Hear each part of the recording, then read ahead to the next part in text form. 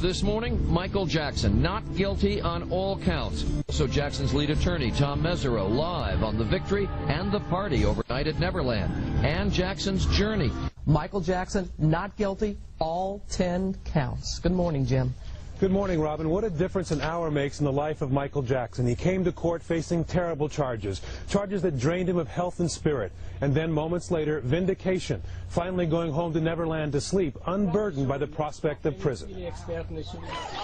A party at Neverland. Jackson family and attorneys celebrating complete victory immediately after the verdict. Lead Jackson attorney Tom Mesereau smiling broadly in full view of 300 fans outside the gates who were thrilled by the win, but disappointed Jackson made no personal appearance. We're asking everybody to leave the area. Mesereau's first public comment after the verdict, a quick declaration. Justice was done. The man's innocent. He always was. Inside court, there were tears in every corner from two of the jurors. Mother Catherine Jackson. Jackson's attorney Susan Yu was sobbing, and next to her, the defendant dabbing his eyes. ABC's Taina Hernandez was watching not 10 feet away. He started to cry more and more. With each not guilty, there were more tears. At one point, he even put both hands to his eyes to stop the flow. Not guilty 10 times. In fact, the jury confirmed, despite all the familiar faces like Jay Leno, Chris Tucker, and Macaulay Culkin, it was the woman who covered her face that sunk the prosecution case. The accuser's mother could not be believed, and her kids, who accused Jackson of child molestation, could not be trusted either. Some jurors said the mom made them feel uncomfortable. The mother, when she looked at me and snapped her fingers a few times, and she says, "You know how our culture is," and winks at me, I thought, no, that's not the way our culture is. It was a clear-cut verdict. Victory for Michael Jackson, a rebuke for the prosecution. Diane? All right, Jim, we thank you so much. Now we turn to the Michael Jackson jurors, the people who gave him his freedom. Joining us now, jury foreman Paul Rodriguez, also jurors L.A. Cook, Tammy Bolton, Melissa Herrard, Michael John Stevens, and alternate juror Joseph Castello. And again, we thank you all for coming in. It's a long night of flying, and we're grateful to you. Okay, first question. Second thoughts. Anybody here? No second thoughts. Did you ever, any one of you, raise your hand if you did any one of you ever think guilty? That came up quite a bit. But after weighing the evidence and lack of, we realized that there wasn't enough evidence there to prosecute him. I wanted to ask about the mother, and you, Ms. Cook, specifically talked about her. You said at one point that she was sort of waving her finger at you. And she snapped. Show me what she did. Yeah, just like that, and you don't snap your fingers at a jury, you snap your fingers to get a dog to mind you. She would look at the jury and then snap her fingers and say, you know, this is the way it should be. And she was right in our faces. Yeah. Yes. That was very intimidating because Mike and I were directly across from the witnesses. And she would turn right to us like she's just, you know. But Melissa, what did that say to you? I mean, apart from how it made you feel, what did that say to you about who she was and the testimony she gave? Her testimony, a lot of the parts of her testimony, I wanted to just break out laughing, but I couldn't. You know,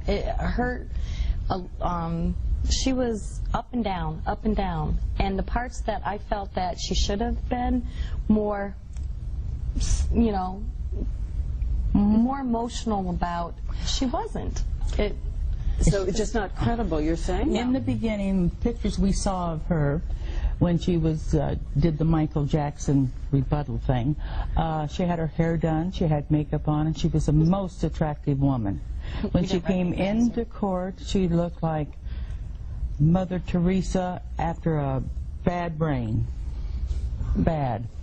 Meaning. She looked drained. Her hair was straight. She didn't have any makeup on. So you thought that was she was trying to play. She was trying to be pitiful to us, I felt. But what does this have to do with her son's testimony? I mean, how do you worry in any way? Do you worry that how you felt about her in some way influenced how you felt about his testimony? Did you feel he was lying? Did you feel the son was lying? I thought he was going to answer. Go ahead, Mike. Yeah, there were times you could tell, but I mean, it all had to go back to the evidence. So I mean, it. It's like right there, the evidence, you know, you have to go beyond a reasonable doubt. But what does this have to do with her son's testimony? I mean, how did you worry that how you felt about her in some way influenced how you felt about his testimony? Did you feel he was lying? Did you feel the son was lying? Yeah, there were times you could tell, but I mean, it all had to go back to the evidence. So I mean, it's like right there, the evidence, you know, you have to go beyond a reasonable doubt. I don't think the mother inflicted good values in her kids, and that made me have a hard time believing anybody in the family. Big question about celebrity. As we know, Thomas Sneddon came out and said the thing he'd learned about this was celebrity influences. Are you sure that this gigantically renowned guy walking in a room had no influence at all? We talked about that when we first started the trial, and when we went into deliberations that came up. We talked about that quite intensively, I think. And we all felt that we have to look at this man just like we would anybody else, just anyone off the street, anyone in particular, just not look at him as a celebrity. In fact, as the trial was going on, we really didn't pay much attention to him. Once in a while you would look at him to see his demeanor, to see what he was, had certain questions or testimony that was been presented. But at first it was kind of intimidating, somewhat. I mean, to be honest, it was. But for sitting there for 4 months and watching him every day, and I came to realize that, he's a person, he's a human. And to me, that just the celebrity status just went out. He's just another person. You study his face, any of you, at the moment the not guilty verdict came in? Well, I kind of lost it there. What do you mean? I mean, I was crying because I was watching her. I was busy. Well, it started because the other lawyer for Michael Jackson lost it. When she lost it, I lost it, because she was so, throughout the whole trial, she would look at the witnesses, not move. She would just stare at them the whole time. She never slept. And she was always so alert and everything. And then to see, my gosh, her emotions just come pouring out, that was just, oh. Any of the rest of you see anything in his face at that moment? What did you see? he looked over at us. In fact, I made eye contact with him when the last part of the verdict was read, and he kind of just mouthed. He didn't openly say it, but he just kind of like said, To me too. And there were some tears, I guess. Yeah, he was crying. You could tell he was crying. Sobbing a little bit. I want to ask, and again, I know what I'm wandering in here when I ask this. I just want to say, and we thank. Welcome to Paul Rodriguez, the Jackson jury foreman. So you're the foreman, and as the foreman, take our viewers there. How often did you look at that in the jury room, and how important was that to you as the deliberations progressed? Actually, that tape became very important. We felt that we had reached some kind of conclusion on most of the issues, the 14 counts against him. But that tape, for some reason, we just couldn't agree on. I don't know if we watched it 4, 5, 6 times, but we did watch it because the last time we watched it, we decided, okay, why are we watching this again? What are we looking for? And most of us felt the same way, that we were looking for his demeanor. How was his body? Was he moving around a lot? Was he nervous? Was he anxious? And he didn't seem to come across that of anyone, someone that had been molested. He told the police in his initial interview he believed it was 4 or 5 times that he was molested. Later on the witness stand, it became 1 or 2 times. Right.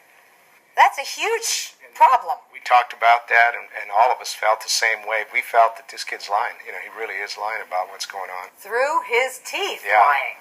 So anyway, the more we listened to all this, the more we felt that they don't have a case. Let me ask you, though, in the Bashir outtake footage, because we've got some of that here, and it's never been seen before, what was your reaction to that? Because I felt I got to know Michael personally through those outtakes. Right, that's probably the only time we really felt like we got to know a little bit more about Michael Jackson, and that's part of what we talked about in deliberations. We felt that Michael was still a kid in a man's body, and we felt that the Bashir tape, if he could air it the way he wanted to air it, he would make millions on it, which I'm sure he did. We felt that this guy is another gold digger. He's using Michael Jackson to lure him in, get him to say what he wants him to say, because that's what people will buy. Everything that I do is inspired from the children, and I've said this before, and I'll say it again, if it wasn't for the children, I'd throw in the towel. I've been able to sleep at night, and so did have the other jurors, because we all felt we came to the right conclusion. Thank you, right Paul decision. Rodriguez. Thank you. It's a pleasure.